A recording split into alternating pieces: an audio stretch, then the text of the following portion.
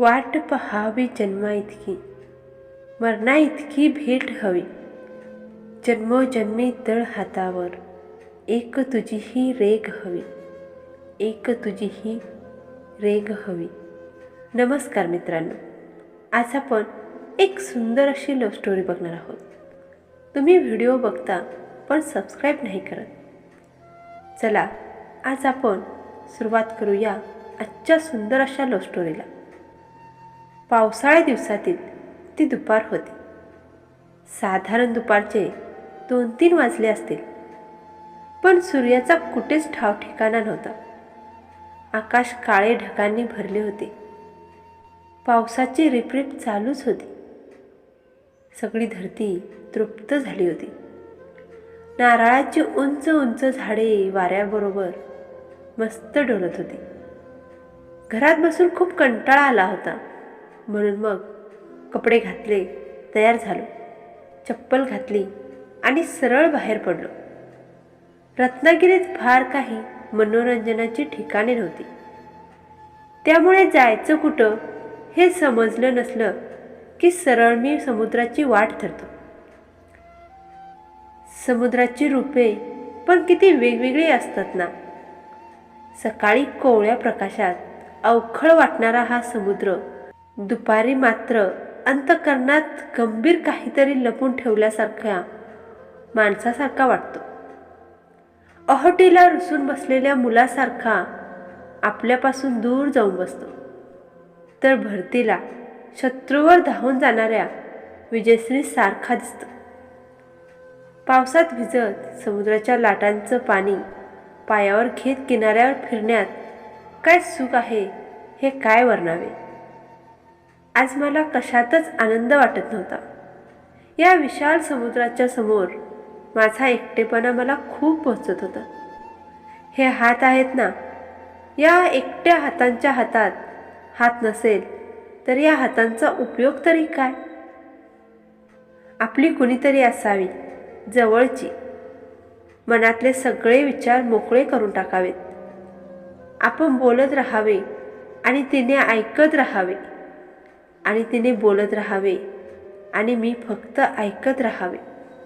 तिच्या डोळ्यात बघत सारी दुनिया विसरून जावे, असे आणि बरेच विचार मनात गर्दी करून होते. मी मग्न झालो होतो या विचारात. तेवढ्यात मला कोणीतरी आवाज दिला. कोणीतरी मला आवाज देत होतं. मागे वळून पाहिले तर निशा मला आवाज देत होती. निशा पळत पळत येत होती. कोणालाही आवडेल अशी गोड सुंदर चेहऱ्याची आणि गोड आवाजाची अशी ही निशा. तिची आणि माझी फार अशी ओळख काही नव्हती. निशाचं आणि कॉलेजमध्ये असलेल्या एका मुलाचं, महेश बरोबर तिचं जमलं होतं. खरं तर या बातमीनेच सगळ्यांना धक्का बसला होता.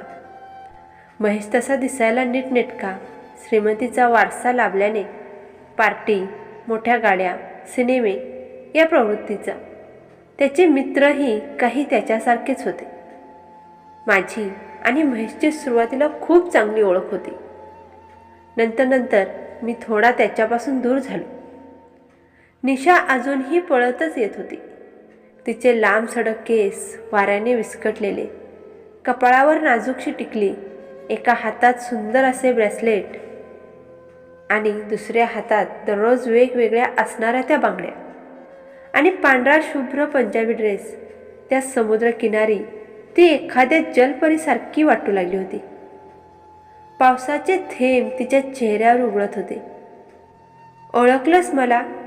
निशा म्हणाली. तुला माझं नाव माहिती आहे का?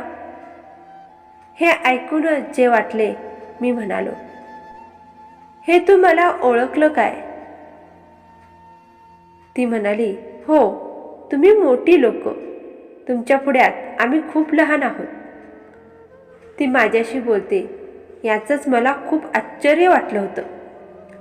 ती म्हणाली, तू इकडे कसा काय? अरे, मला समुद्रकिनाऱ्यावर फिरायला खूप आवडतं. मी तुझ्यासोबत इकडे थोडा वेळ फिरले तर चालेल ना? त्यानंतर आम्ही जवळजवळ 1 तासभर मनसोक्त गप्पा मारल्या. अगदी खूप जुनी ओळख असल्यासारखं. दुसऱ्या दिवशी कॉलेजला खूप हसत आणि आनंदात गेलो. निशाशी बोलून मित्रांवर थोडा इम्प्रेशन मारता येईल म्हणून. पण आज निशा वर्गात आलीच नाही. सगळे तास संपूर्ण कंटाळवाणी गेले. कॉलेजमधून बाहेर पडलो. कॅन्टीनसमोर निशाची गाडी लावली होती.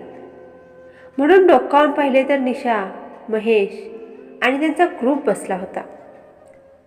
महेश तिला जोरजोराने ओरडत होता. कंटाळून ती बाहेर पडली. तिच्या डोळ्यात पाणी भरलेले होते. नक्कीच काहीतरी भांडण चालू होते. तिने माझ्याकडे नजर वर करून पाहिले आणि गाडी घेऊन तिथून निघून गेली. मी पण माझी गाडी काढली आणि घरी न जाता डायरेक्ट समुद्राकडे घेऊन गेलो. माझा अंदाज खरा ठरला. दूरवरून पाहिले ती गुडघ्यात डोके घालून रडत बसलेली दिसली. मला पाहताच तिने डोळे पुसले आणि दुसरीकडे बघू लागली. बराच वेळ शांततेत गेला. मग तीच म्हणाली, महेश खूप चांगला आहे रे. त्याचं माझ्यावर खूप प्रेम आहे. पण माझ्या बाबतीत तो खूप पॉझिटिव्ह आहे. मी दुसऱ्या कोणाशी बोललेले त्याला आवडत नाही. काल आपण इकडे गप्पा मारल्या ना, ते त्याला कोणीतरी सांगितले आणि ते त्याला आवडले नाही.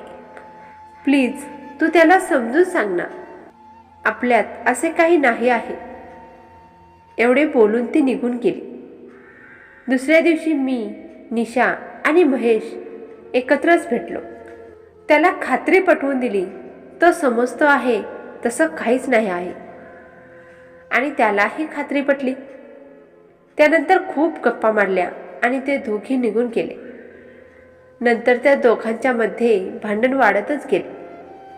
कारण फक्त एकच, त्याचं पॉझिटिव्ह वागणं. कधी तिने लिपस्टिक लावली म्हणून, तर कधी तिने केस मोकळे सोडले म्हणून, तर कधी शॉर्ट्स ड्रेस घातला म्हणून. अशा बऱ्याच गोष्टीवरून तो पॉझिटिव्ह होत होता. रोजची भांडणं. कधी ती मला त्याला समजून सांगण्यासाठी सांगायची, तर कधी तो येऊन तिला मनवायला सांगायचा. एव्हाना या दोघांच्या वकिलीमध्ये मी चांगलाच पारंगत झालो होतो. निशा येऊन म्हणाली सुद्धा, तू वकील का नाही होत? तुला चांगले बोलता येते. कित्येक दिवस भांडण चालूच असायचे. दररोज भांडण त्यांच्यात व्हायची. महेशचा आता माझ्यावर खूप विश्वास बसला होता. तो मित्रांबरोबर बाहेर जायचा तेव्हा तो मला निशाबरोबर थांबायला सांगायचा. मग तो परत येईपर्यंत मी तिच्याशी गप्पा मारत बसायचो. तिचे मनापासून गाणे गुणगुणलेले, तिचे ते हसणे, तिच्या त्या गप्पा, कधी तिच्या मित्रांचे प्रॉब्लेम्स, कधी तिचे जोक्स मनापासून ऐकायचे. पहिल्यांदा महेशची वाट पाहणारी निशा आता मात्र त्याच्यापासून खूप दूर जाऊ लागली होती. ती त्याला टाळू लागली होती.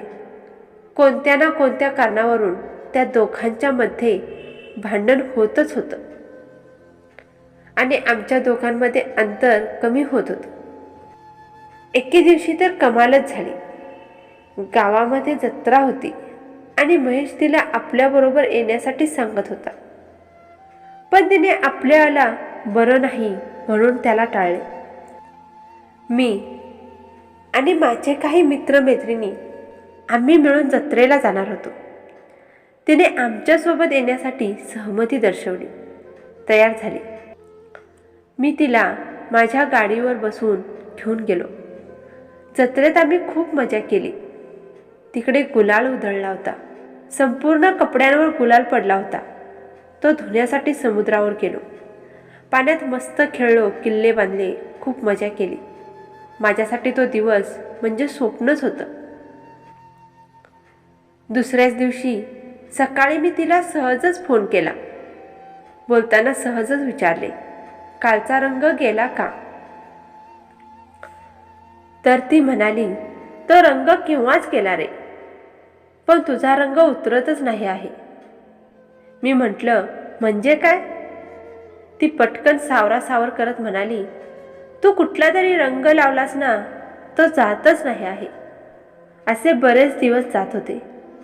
ती काहीतरी सुचवायचा प्रयत्न करत होती असं मला वाटत होतं. या विचारानेच अंगावर गोड शहारे उमटले. तिचा मैत्रिणींशी बोलण्याचा आणि माझ्याशी बोलण्याचा सूर बदलला होता. निशा कुठे दिसली नाही की त्या मला येऊन विचारायच्या आणि उगाचच हसत निघून जायच्या. महेश पण येता जाता आता मला टॉन्ट मारायचा. गद्दार, दोस्त दोस्त ना रहा, बेवफा वगैरे म्हणायचा. दिवसांदिवस निघून जात होते. आता माझी खात्री पटली होती की निशाच्या मनात महेश नसून मीच आहे. पण एक दिवस माशी शिकली. एक दिवस महेश आणि निशाला एका झाडाखाली हातात हात घालून गप्पा मारत बसलेले मला दिसले. माझ्या मनात रचलेले स्वप्नांचे मनोरे पूर्ण ढासळून गेले. पुढे पुढे तर काहीच झाले नव्हते. असे महेश आणि निशाचे संबंध होते. एकत्र फिरणे, सिनेमाला जाणे, आमच्या कॉलेजचे लव्ह बर्ड्स. आज पावसाने भरून आले होते. आज पुन्हा एकदा मी एकटाच राहिलो होतो. चालता चालता सहज मागे वळून पाहिले तर संपूर्ण समुद्र किनारा रिकामाच होता. कोणीतरी आवाज द्यावा असं वाटत होते, पण कोणीच नव्हतं. समुद्राची प्रत्येक लाट, ते प्रत्येक एक एक क्षण विसरून जा असे सांगत होते. वाट पहावी जन्मा इतकी, मरणा इतकी भेट हवी. जन्मोजन्मी तळहातावर एक तुझीही रेख हवी, एक तुझीही रेख हवी. मित्रांनो, कशी वाटली तुम्हाला आजची स्टोरी? कमेंट करून नक्की सांगा. भेटूया पुढच्या व्हिडिओमध्ये. तोपर्यंत धन्यवाद.